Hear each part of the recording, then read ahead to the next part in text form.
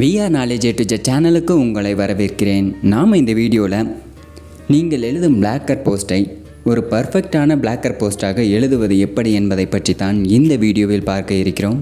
வாங்க வீடியோக்குள்ளே போகலாம். இது வரைக்கும் நம்ம சேனலை சப்ஸ்கிரைப் பண்ணலன்னா சப்ஸ்கிரைப் பண்ணிக்கோங்க. அது கூடவே ஒரு பெல் சிம்பிள் வரும், அதை மறக்காமல் கிளிக் பண்ணிக்கோங்க. அப்போ தான் நாங்கள் போகிற லேட்டஸ்ட் வீடியோஸ்க்கான அப்டேட் உங்கள் மொபைலுக்கு நோட்டிஃபிகேஷனாக வரும்.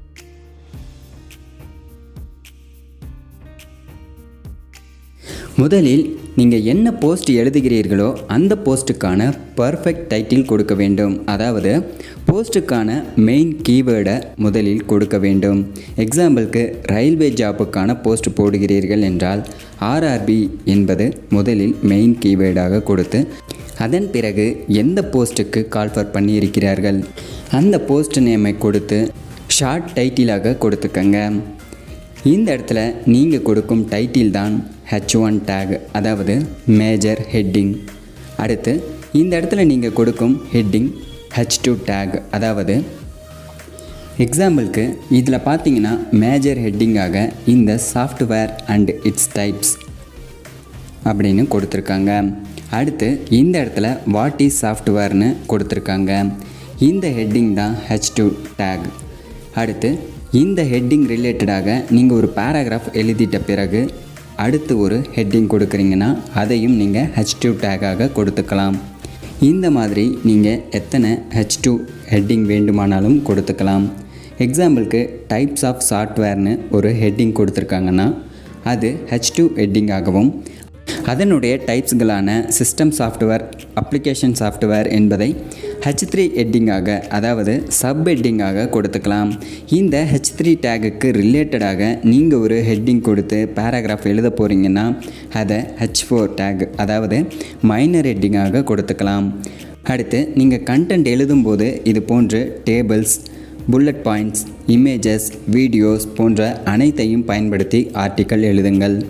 அடுத்து இன்டர்னல் லிங்க், அதாவது நீங்கள் எழுதும் ஆர்டிக்கலில் ஒரு கீவேர்ட் ரிலேட்டடாக ஏற்கனவே ஆர்டிக்கல் எழுதியிருந்தால் அந்த ஆர்டிக்கலினுடைய கீவேர்டை செலக்ட் பண்ணி இன்டர்னல் லிங்காக மாற்றிக்கொள்ளுங்கள். அதாவது இந்த இடத்துல உள்ள லிங்க் ஐக்கானை கிளிக் பண்ணிவிட்டு இந்த இடத்துல நீங்கள் ஏற்கனவே இந்த கீவேர்ட் ரிலேட்டடாக எழுதின லிங்கை பேஸ்ட் பண்ணிக்கோங்க. அடுத்து இந்த இடத்துல உள்ள செக் பாக்ஸை மட்டும் கிளிக் பண்ணிவிட்டு அப்ளை கொடுத்துக்கோங்க. இதன் மூலம் உங்களுடைய ஆர்டிக்கலை படிக்கும் வியூவர்ஸ் அந்த கீவேர்டை கிளிக் பண்ணும்போது அந்த கீவேர்ட் ரிலேட்டடான ஆர்டிக்கலுக்கு பேஜ் ஜம்ப் ஆகும். இதன் மூலம் வியூவர்ஸ் நீண்ட நேரம் உங்களுடைய வெப்சைட்டில் ட்ராவல் பண்ணுவதால் உங்களுடைய வெப்சைட் கூகுளில் ரேங்க் ஆகும். அடுத்து உங்களுடைய பிளாக்கர் போஸ்ட்டில் நீங்கள் எழுதும் கண்டென்ட்டுக்கு டேபிள் கிரியேட் பண்ணுவதன் மூலம் உங்களுடைய பேஜ் கூகுளில் ரேங்காக ஒரு வழியாக இருக்கும். அடுத்து நீங்கள் என்ன கண்டென்ட் எழுதுகிறீங்களோ அந்த கண்டென்ட்டுக்கான கீவேர்டை டைட்டிலில் முதலில் கொடுக்க வேண்டும்னு சொல்லியிருந்தேன். அதே மாதிரி நீங்கள் போஸ்ட் எழுதும்போது முதல் வேர்டும் உங்களுடைய கீவேர்டாக இருக்க வேண்டும். அந்த கீவேர்டை நீங்கள் ஹைலைட்டாக, அதாவது போல்டாக காட்டலாம். அதுவே உங்களுடைய போஸ்ட் கூகுளில் ரேங்க் ஆக வேண்டும் என்பதற்காக கீவேர்டை போஸ்ட் ஃபுல்லாக கொடுக்கக்கூடாது. அது கீவேர்ட் ஸ்டஃபிங் ஆகும். கீவேர்டை ஸ்டஃப் பண்ணும்போது கூகுளானது போஸ்ட்டை ரேங்க் பண்ணாது. தேவைப்படும் இடத்தில் மட்டும் கீவேர்டை கொடுக்கலாம். மேலும் கூகுளில் நீங்கள் எதை தேடினாலும் மக்கள் தேடும் சில கேள்விகள் ஷோ ஆகும். அந்த FAQவிற்கு ஷார்ட் ஆன்சர் கொடுக்கும் விதமாக அதை உங்களுடைய பிளாக் போஸ்ட்டில் கொடுக்கலாம். இதன் மூலம் கூகுளில் உங்களுடைய போஸ்ட் ரேங்க் ஆகும். அடுத்து நீங்கள் இது போன்ற புல்லட்ஸ் அண்ட் நம்பர்ஸ் பயன்படுத்தி பாயிண்ட்ஸ்களை காட்டலாம். உங்களுடைய போஸ்ட்டுகளுக்கு இமேஜ்களை பயன்படுத்த கேன்வா அப்ளிகேஷனை நீங்கள் பயன்படுத்தலாம்.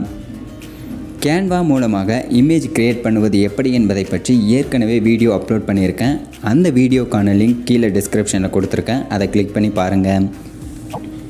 நீங்கள் கிரியேட் பண்ண இமேஜை அப்லோட் பண்ண இந்த ஆப்ஷனை பயன்படுத்தி உங்களுடைய இமேஜை நீங்கள் அப்லோட் பண்ணிக்கோங்க.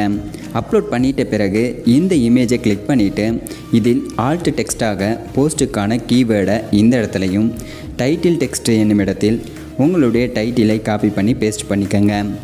அடுத்து போஸ்ட் ரிலேட்டடான வீடியோவை நீங்கள் ஆட் பண்ண இந்த ஆப்ஷனை பயன்படுத்தி யூடியூப் வீடியோவை ஆட் பண்ணிக்க முடியும்.